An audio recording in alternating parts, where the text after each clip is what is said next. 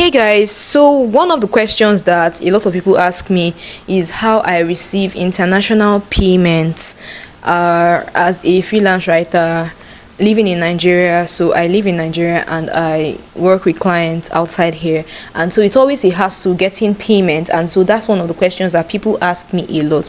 Okay, and I know I've given you a few of my options like Payoneer and PayPal, and then I just wanted to check in with you guys because some people might not know, but it's possible for you to receive direct payments, direct USD payments into your domiciliary account in Nigeria.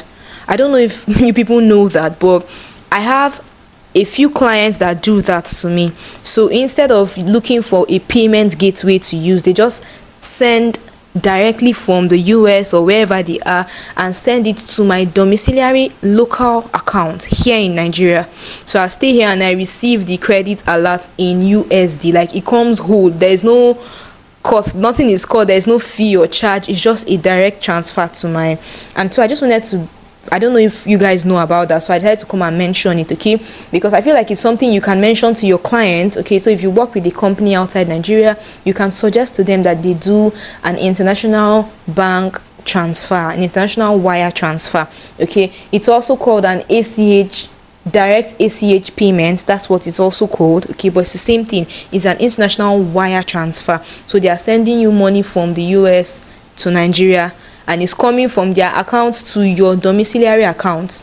That's an option, and it's the most, whenever I find clients and I ask, okay, can you do this, and they're like, oh sure, I'm always very happy because there's no stress, you don't have to deal with fees, no need to transfer anything to anything. It just comes straight to your dom account, and if you want to now go and pick it up as dollars in your local bank, you can do it. If you want to change it, you can also do it, change it to naira.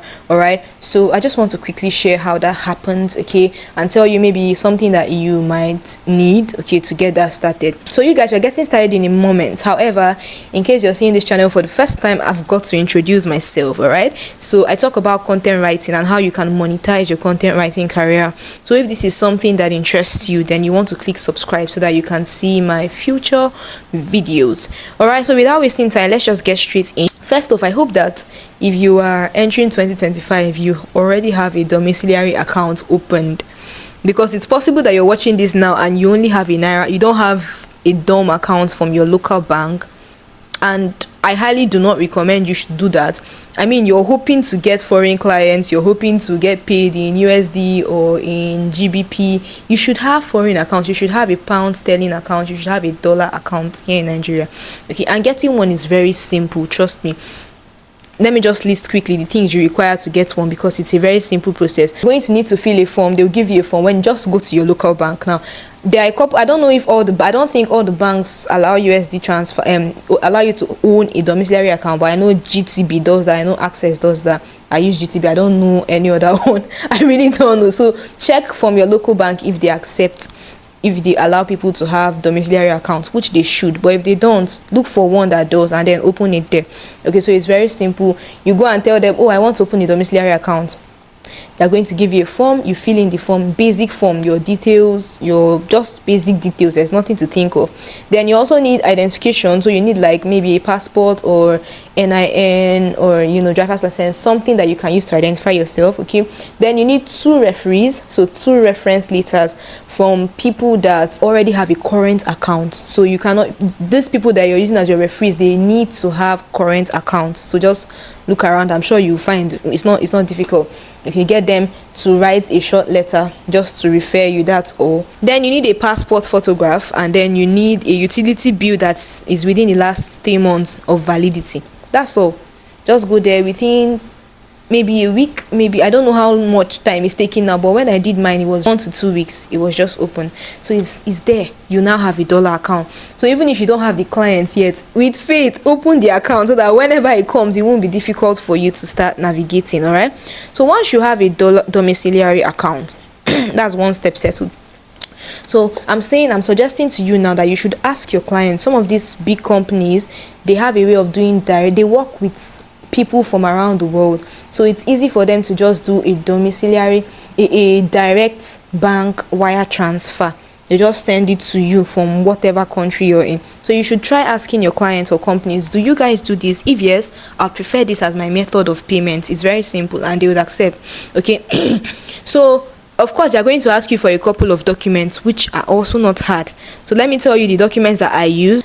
Now they had me send them my account details, my address, like my living address, then my SWIFT code and my routing number. These two things your bank will give you. Don't stress yourself. Just go to the bank and tell them you want your SWIFT code and your routing number, and they would give it to you. And then you can just, maybe if it's a form or something, just input your details, account details. That is your DOM account. That's the detail you write down.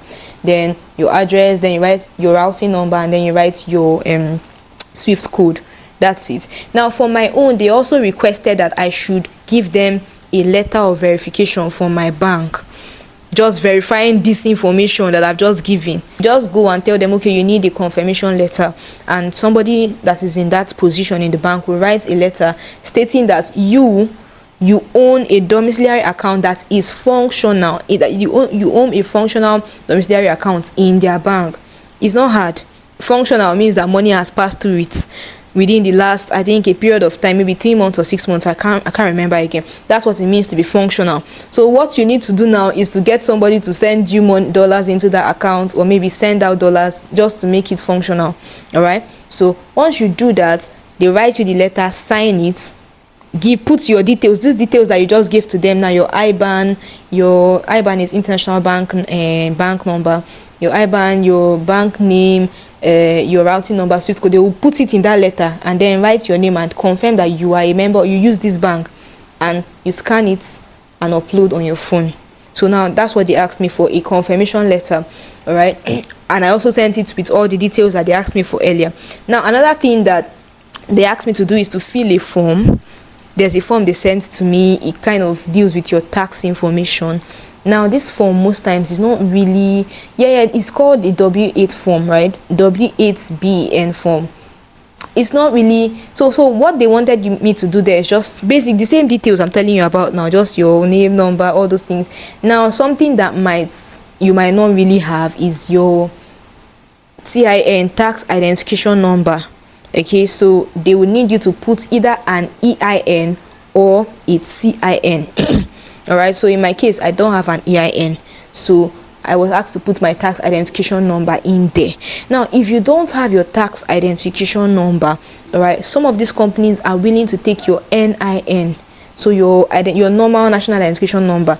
But if you're a business owner, you should have your TIN. It's not difficult to get. It's literally not difficult to get. Okay, so but if you haven't done, like if you've registered your business, they'll give you a TIN. That's it. But if you don't have this, some companies accept your NIN, the normal national identification number, and then they'll just, you fill it in there and fill in the information. That's it. So it's really that simple. It's not a tasking affair. You just need to put in these details that I've shown you, and they would accept it, and you're good to go. All right, so I think I just wanted to mention this here because I don't know how many of you might be dealing with payment transaction methods, and you forget that there's this easier one, this direct deposit, where somebody can just transfer straight to your dollar account. So I'm just mentioning it, and I hope that it has helped someone. All right, so that's it though. Thank you guys for staying to the end of this video. If you stayed to this point and this video helped you, I hope that you are subscribed. If you are not, please click the subscribe button. Thank you guys, and see you in my next video. Bye.